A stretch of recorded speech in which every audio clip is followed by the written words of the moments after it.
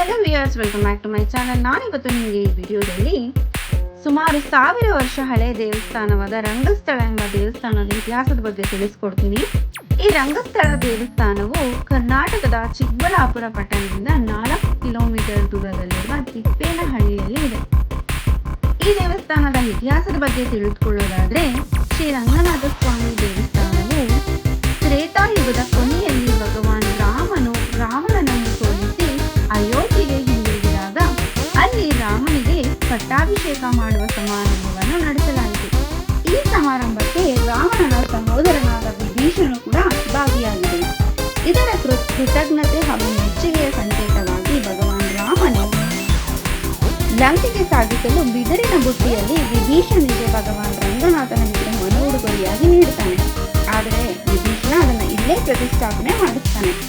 ಸಪ್ತ ಋಷಿಗಳು ಭಗವಂತನ ರಂಗನಾಥ ಸ್ವಾಮಿಯ ವಿಗ್ರಹವನ್ನು ಸ್ಥಾಪಿಸುತ್ತಾರೆ. ತದನಂತರ ಹೊಯ್ಸಳ ದೊರೆಗಳು ಈ ವಿಗ್ರಹವನ್ನು ಪ್ರತಿಷ್ಠಾಪಿಸಿ ಭವ್ಯವಾದ ದೇವಾಲಯವನ್ನು ಸಹ ನಿರ್ಮಿಸುತ್ತಾರೆ.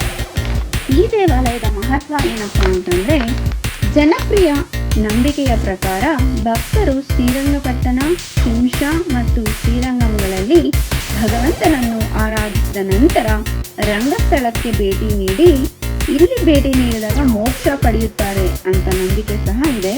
ಆದ್ದರಿಂದ ಭಗವಂತನನ್ನು ಈ ರಂಗಸ್ಥಳದಲ್ಲಿ ಮೋಕ್ಷ ರಂಗನಾಥ ಎಂಬ ಹೆಸರಿನಿಂದ ಪೂಜಿಸುತ್ತಾರೆ. ರಂಗನಾಥ ಶ್ರೀರಂಗಪಟ್ಟಣದಲ್ಲಿ ಆದಿರಂಗನಾಗಿ, ಶಿಂಷಾದಲ್ಲಿ ಮಧ್ಯರಂಗನಾಗಿ ಹಾಗೂ ಶ್ರೀರಂಗಂನಲ್ಲಿ ಅಂತ್ಯರಂಗನಾಗಿ ಈ ರಂಗಸ್ಥಳದಲ್ಲಿ ಮೋಕ್ಷ ರಂಗನಾಗಿ ನೆಲೆಸಿದ್ದಾನೆ. ಒಂದೇ ದಿನದಲ್ಲಿ ಮುಂಜಾನೆಯಿಂದ ಮುಸ್ಸಂಜೆಯವರೆಗೆ ಈ 4 ಸ್ಥಳಗಳನ್ನು ನೋಡಿದರೆ ಅವರಿಗೆ ಮೋಕ್ಷ ಪ್ರಾಪ್ತಿಯಾಗುತ್ತೆ ಎನ್ನುವ ನಂಬಿಕೆ ಸಹ ಇದೆ. ಅಲ್ಲದೆ ಶ್ರೀರಂಗಪಟ್ಟಣ, ಶ್ರೀರಂಗಂ ಹಾಗೂ ರಂಗಸ್ಥಳದಲ್ಲಿ ಶ್ರೀರಂಗನಾಥ ದೇವರ ವಿಗ್ರಹವನ್ನು ಒಂದೇ ದಿನದಲ್ಲಿ ಪ್ರತಿಷ್ಠಾಪಿಸಲಾಯಿತು. ಈ ದೇವಸ್ಥಾನದ ವಾಸ್ತುಶಿಲ್ಪದ ಬಗ್ಗೆ ಹೇಳೋದಾದ್ರೆ, ಇದು ಹೊಯ್ಸಳ ಶೈಲಿಯ ವಾಸ್ತುಶಿಲ್ಪವನ್ನು ಹೊಂದಿದೆ. ದೇವಾಲಯವು ಭವ್ಯವಾದ ದಕ್ಷಿಣಾಭಿಮುಖವಾದ ರಾಜಗೋಪುರವನ್ನು ಸಹ ಹೊಂದಿದೆ. ನಂತರ ಮಂಟಪ ಅಥವಾ ಸುಂದರವಾಗಿ ಕೆತ್ತಿದ ಕಂಬಗಳನ್ನು ಹೊಂದಿರುವ ಸಭಾಂಗಣವಿದೆ. ಗರ್ಭಗುಡಿಯ ಸುತ್ತಲೂ ಹೋಗುವಾಗ ಸೂರ್ಯನ ಕಿರಣಗಳು ಹಾದು ಹೋಗುವ ಸಣ್ಣ ದ್ವಾರವನ್ನು ನೋಡಬಹುದು. ಪ್ರತಿ ವರ್ಷ ಜನವರಿಯಲ್ಲಿ ಬರುವ ಮಕರ ಸಂಕ್ರಾಂತಿಯ ದಿನದಂದು ಈ ದ್ವಾರದ ಮೂಲಕ ಸೂರ್ಯನ ಕಿರಣಗಳು ದೇವರ ಪಾದಗಳ ಮೇಲೆ ಬೀಳುವುದನ್ನು ನೋಡಬಹುದು. ಗರ್ಭಗುಡಿಯ ಮೇಲ್ಭಾಗದಲ್ಲಿ ದ್ರಾವಿಡ ಶೈಲಿಯಲ್ಲಿ ನಿರ್ಮಿಸಲಾದ ಚೌಕಾಕಾರದ ಶಿಖರವಿದೆ. ರಂಗಸ್ಥಳದ ಶ್ರೀರಂಗನಾಥ ಸ್ವಾಮಿ ದೇವಾಲಯವು ರಾಮಾನುಜ, ಚಕ್ರಧಳ್ವರ್ ಮತ್ತು ವೇದಾಂತ ದೇಶಿಕರಂತಹ ವೈಷ್ಣವ ಸಂತರ ದೇವಾಲಯಗಳನ್ನು ಸಹ ಹೊಂದಿದೆ. ರಂಗಸ್ಥಳದ ಶ್ರೀರಂಗನಾಥ ಸ್ವಾಮಿ ದೇವಸ್ಥಾನದಲ್ಲಿ ಬಿದಿರಿನ ಬುಟ್ಟಿಯ ಆಕಾರದಲ್ಲಿರುವ ಗರ್ಭಗುಡಿಯಿಂದ ಭಗವಂತನು ಅನುಗ್ರಹಿಸಿದ್ದಾನೆ. ಪ್ರಧಾನ ದೇವರು ಭಗವಾನ್ ರಂಗನಾಥನು ಸುಮಾರು 4.5 ಅಡಿ ಉದ್ದ ಮತ್ತು ಒಂದೇ ಸಾಲಿಗ್ರಾಮ ಕಲ್ಲಿನಿಂದ ಕೆತ್ತಲಾಗಿದೆ. ಅವನು ತನ್ನ ಪತ್ನಿಯರಾದ ಶ್ರೀದೇವಿ, ಭೂದೇವಿ ಸರ್ವವಾದ ಆದಿಶೇಷನ ಮೇಲೆ ಹೊರಗುತ್ತಾನೆ. ದೇವತೆಯ ವೈಶಿಷ್ಟ್ಯಗಳು ಬಹಳ ಆಕರ್ಷಕವಾಗಿವೆ. ಹಾಗಾಗಿ ಇಲ್ಲಿನ ಭಗವಂತನನ್ನು ಜಗನ್ಮೋಹನ ಬ್ರಹ್ಮಾಂಡದ ಮುಡಿವಾರ ಎಂದು ಪೂಜಿಸುತ್ತಾರೆ.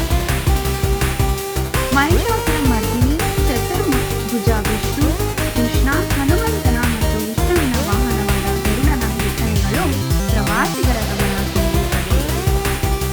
ಯಾರೆಲ್ಲ ಈ ದೇವಸ್ಥಾನಕ್ಕೆ ವಿಸಿಟ್ ಮಾಡಬೇಕು ಅಂತ ಖಂಡಿತವಾಗಿಯೂ ವಿಸಿಟ್ ಮಾಡೋದು ಒಂದೇ ಥರ.